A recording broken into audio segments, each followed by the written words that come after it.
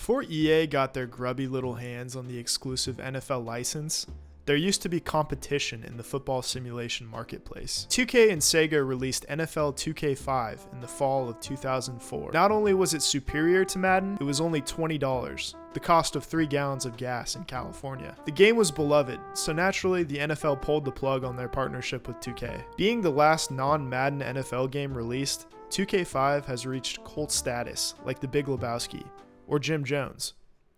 A few guys, who definitely have a life, were so in love with the game that they broke into the source code and updated 2K5 to include upscaled graphics, retouched visuals, new uniforms, and current rosters. The game has been released for free under the name of NFL 2K23. For this video, I decided to give this puppy a test drive. Today, I'm going to start a franchise and build a team using a fantasy draft, ensuring that I can construct a roster that gives me the best chance to win a game with a bad organization. So of course I picked the Falcons. I wanted to see their uniforms, and I feel bad for them. The computer is going to take all the good players, and finally I'm on the clock.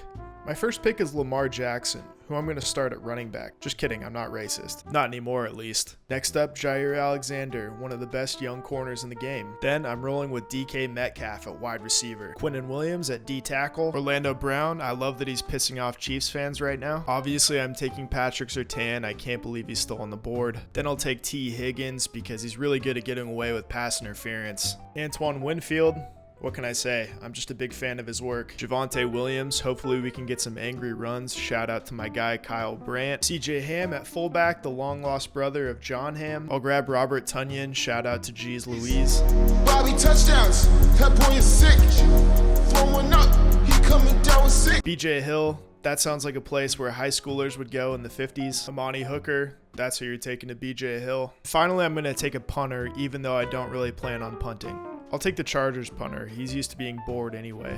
I'm going to simulate the rest of the draft, and the sound it makes sounds bizarrely like machine gun fire.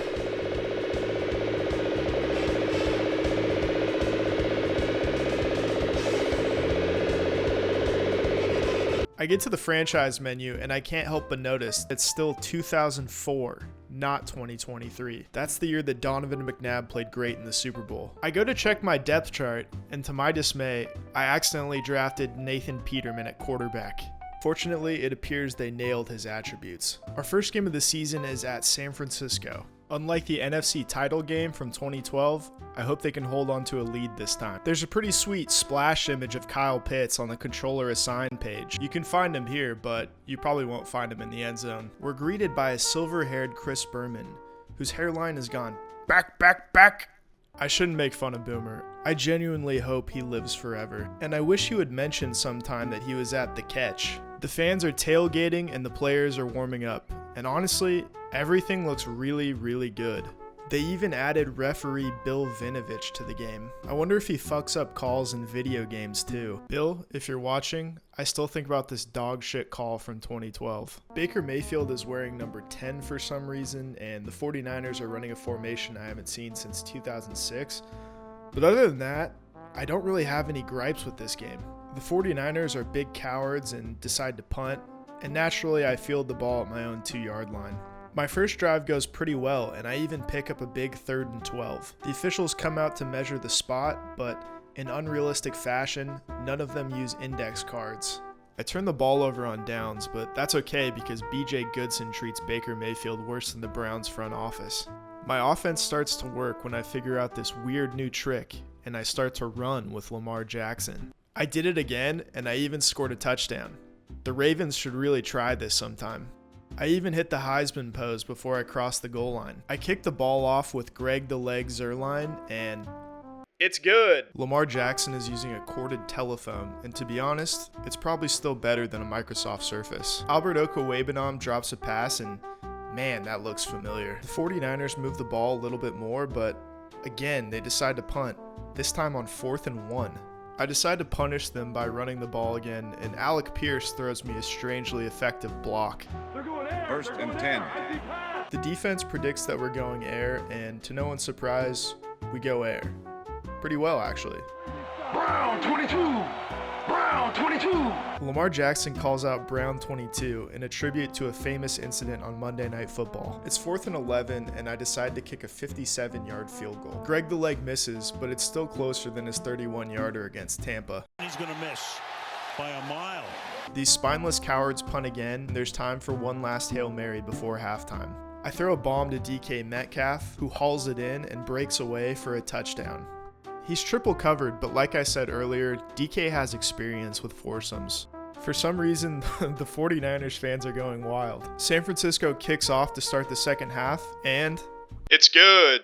Javonte Williams powers for a first down and immediately starts making sex noises. The crowd has gotten so quiet that we can hear a woman yelling for more defense.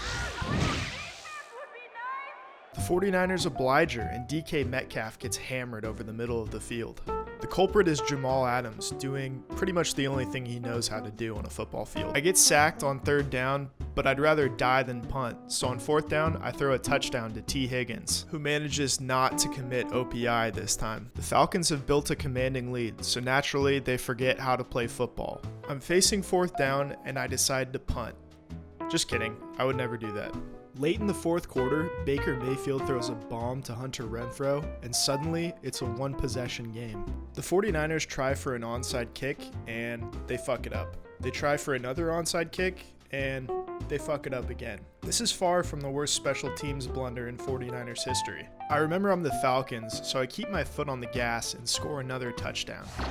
They're going there. They're going there. I see pass. My defense predicts that the 49ers are going to pass, which is a safe bet considering there's less than 2 minutes in the game and they're down by 2 touchdowns. Watch the pass. Here it Number comes. 48 with the coverage. My psychic defense keeps making stops and the game is all but decided.